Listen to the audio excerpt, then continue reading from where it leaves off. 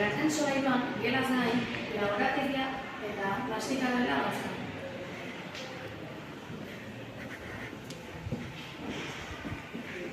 Hementxe dago bigarren laborategia.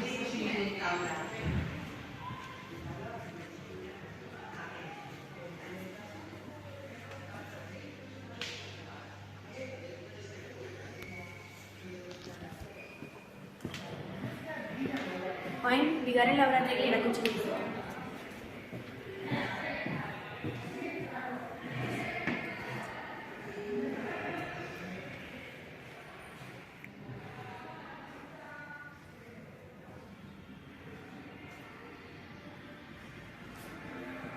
Laborategietan normalen biologio eta fisiko asignaturatan etortzen da.